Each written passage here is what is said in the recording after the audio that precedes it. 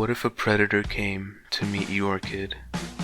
You get the fuck away from me! This man's here to meet a 13-year-old girl! Got me a 13-year-old. Trying to meet up a little kid. No! Hey, you ain't getting away, homeboy. You guys will just stop. This man is a pedophile, and you're sick! Predators are some of the most disgusting and horrible people on the planet. The pain and damage they cause to kids is unforgivable. This is the consensus belief among the population, including myself. However, how far is too far? This video will be split into two parts, the first being a history of the predator catching genre, and the second being the controversy surrounding it. I'm sure you've all seen predator catches, the most likely of which would be from Chris Hansen. Chris Hansen hosted a show for NBC called To Catch a Predator. It was extremely popular during its run from 2004 to 2008. It took the world by storm. This is a style of content that has never been done before, and it was extremely entertaining. Something about seeing these disgusting people get their lives destroyed was mesmerizing. The show was doing very well. Its immense popularity allowed NBC to give it plenty of funding, and with that funding, the show got bigger and better. They got on-site police that would run out and arrest the predators after they finished their interviews with Hansen. This police connection gave Hansen, the show, and NBC a lot of power, and all of that power would come to a head one day. Perverted Justice was an online task force that worked with Hansen in the show. Their job was to play the part of an underage decoy and lure these adults into a sting operation. A major part of their job was to find information about these predators, their name, where they live, etc.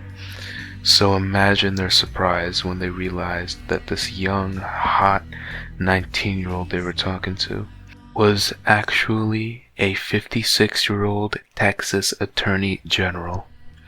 Louis William Bill Conrad was an assistant district attorney from Texas.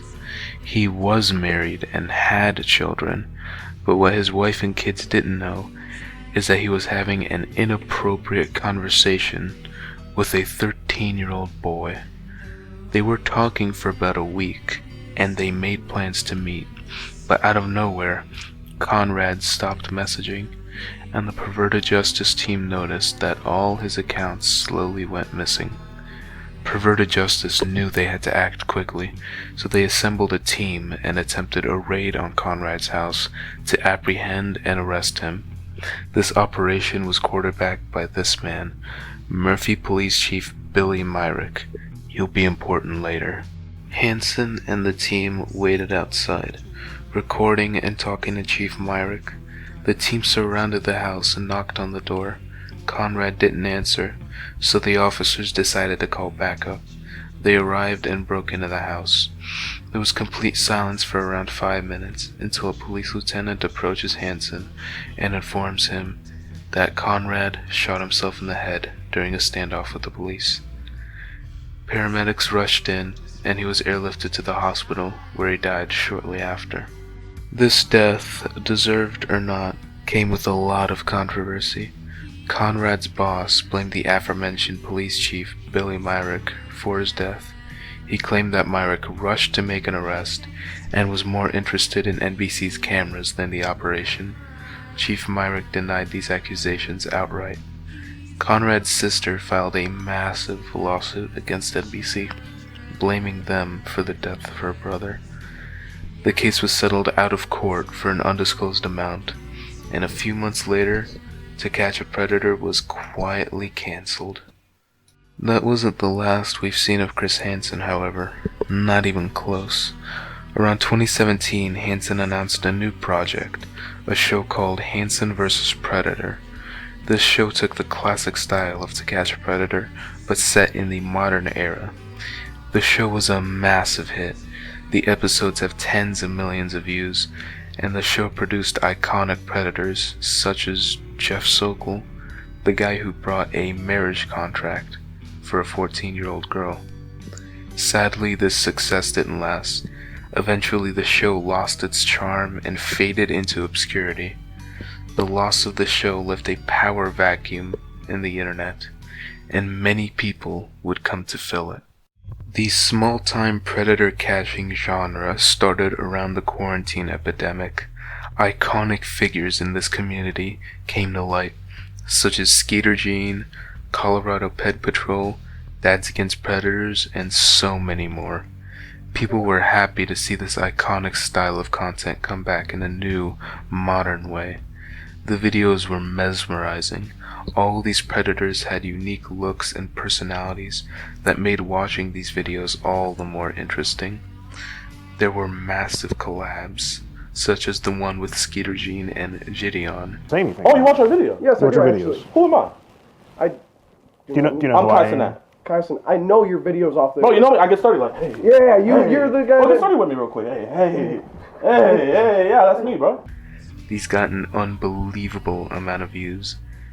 Famous people were even getting outed as predators by these catchers, such as the infamous EDP. EDP's catch broke the internet, plain and simple. If you don't know who EDP is, let me enlighten you. Dayon Scott Wilson Eason, formerly Brian Turan Emerson Moreland, was a very popular YouTuber. He's a Philadelphia Eagles fan, and his videos were mostly rants related to this team and sports in general. His videos were extremely funny. They had a certain charm and wit that made for very good content. EDP was extremely popular, and not only that, he was very well respected and seen as an authority figure. That would all come to an end, though, on April 18th, 2021, when he was confronted for coming to meet with a 13-year-old girl. The confrontation was extremely unprofessional. It was conducted by a man named Chet Goldstein, who was an avid racist. It was clear that they didn't know what they were doing.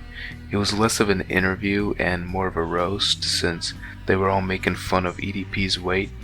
Even the fat guy joined in on the jokes, which is pretty hypocritical in my opinion. And don't drag your family into this. This is all about you. Understood? Right. This is your action. Yeah, this is your 600-pound life, not anybody else's. This is not Understood? cool. This catch spread like wildfire. It was all over the internet.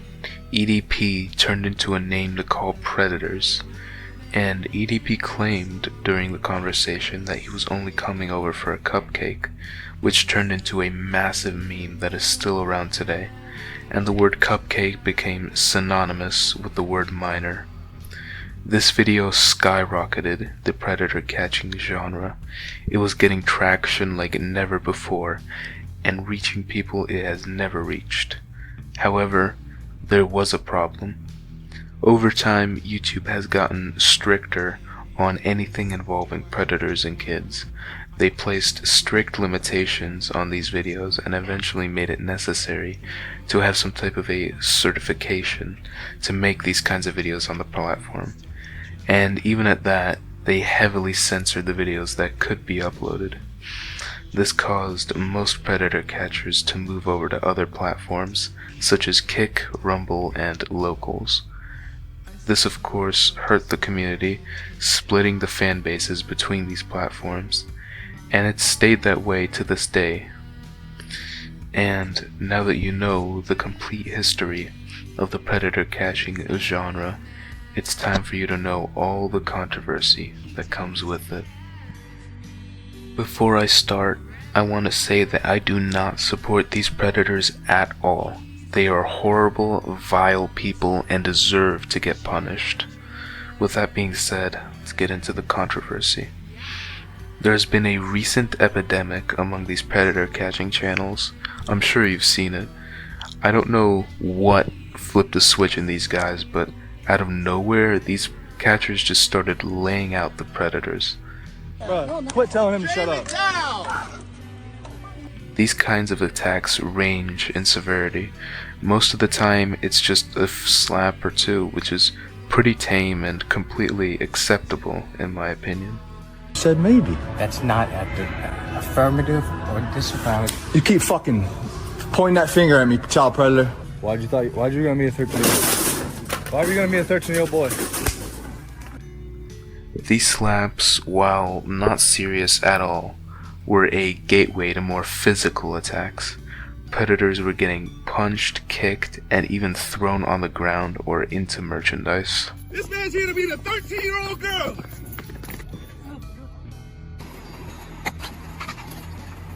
Little boy on the internet. 13-year-old boy, you tell him come to the house. Yeah. Honestly, I was hoping it was more you guys. What's that? I was hoping it was more of you guys. More of me? Yes. Why? Just came in a fight. Came to fight? Yes.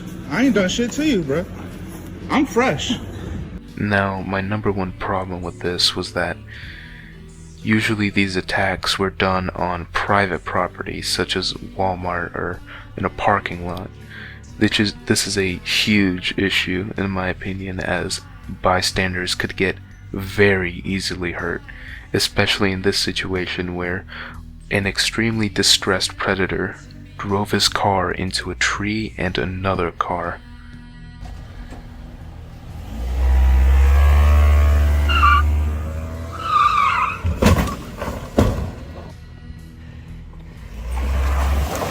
Oh my God!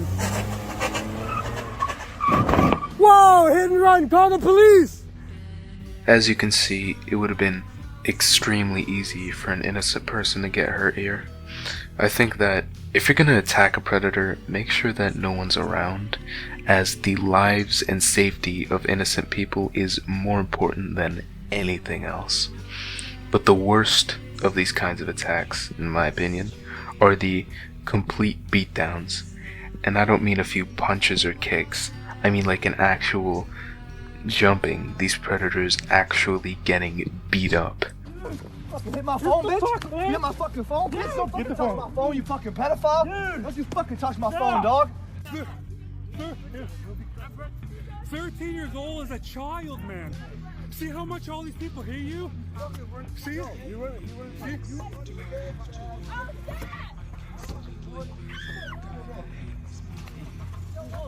Okay, guys, that's enough. Guys, that's enough. The madness doesn't end there, however. I found a video of a predator getting his tires slashed and windows broken, on top of getting roughed up. What's up, dog?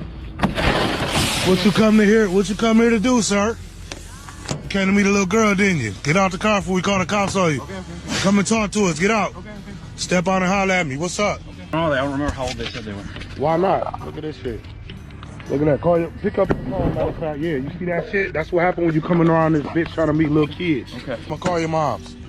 Okay. Call your parents. Yeah, you see that shit? This Yak Town, baby. Okay. What? I just want to leave my brother. Bitch, what? I feel like beating your ass, I promise I do. But since you bold as fuck you. You a pedophile, nigga. Say I'm a pedophile. Or I'm gonna punch you in the face. Say it. Okay. 1, 2, 3, I'm a pedophile. Say it. I'm a pedophile. This recent epidemic of predator catchers throwing hands with predators caused a lot of outrage. Many people found a problem with attacking these predators. Their number one concern is that it was cruel. They believe that physically attacking these predators is wrong and unfair. Their second concern is that it was problematic and counterproductive to hurt them, and that a caring, calmer approach would be better for them. My problem with these concerns is that, number one, predators are one of, if not the most likely, type of criminal to reoffend. It is a statistical fact. Most predators get caught, punished, and do the same thing all over again. Second of all, I don't think these people deserve the patience or care that it would take to rehabilitate them. You can never take away their attraction. You can only teach them how to control it. Because of those reasons, and just the general nature and actions of these predators, many people believe that they deserve more permanent solutions. Bill Conrad wasn't the only time a predator took a trip downstairs, if you know what I mean. There was a case just last year. On October 5th, 2023, a predator catching group by the name of Michigan Maximum Exposure conducted a sting operation on a man whose name is unknown. He had a sexually charged conversation with a 14-year-old. After the interview was over, the man apologized and drove away. He was found dead 3 days later by hanging. Michigan Maximum Exposure claimed no fault. They said that he wasn't the victim and that he tried to make a victim that day. These deaths aren't isolated to predators, however. There have been cases of the catchers getting shot, and one man in particular who had his life taken. A man named Lee, or known online as Bupak Shakur, was a solo predator catcher. One fateful day, Lee confronted 2 suspects by himself in a Pontiac restaurant. The confrontation escalated to a point where one of the suspects took out a weapon and shot Lee fatally. The situation goes to show how dangerous this type of content is for both parties involved. So the question is it okay to attack these predators? It's a very weird question and kind of a double-edged sword. On one side, these people are horrible and deserve punishment. On the other, this is very illegal and dangerous, as the predators can very well harm the catchers, themselves, and even other innocent people. In my opinion, hitting these guys should be done within reason and in contained environments. And like the lives of predators when they get caught, it's time for this video to come to an end. I'd like to thank you all for watching, especially to anyone who made it this far. I know this isn't my usual style, but I've been wanting to make a video on this topic, so I had to bend the rules a little bit. I hope none of you ever get caught like this, and if there's one thing to take away from all this, Said maybe. That's not affirmative or disavowed. You keep fucking pointing that finger at me, child predator.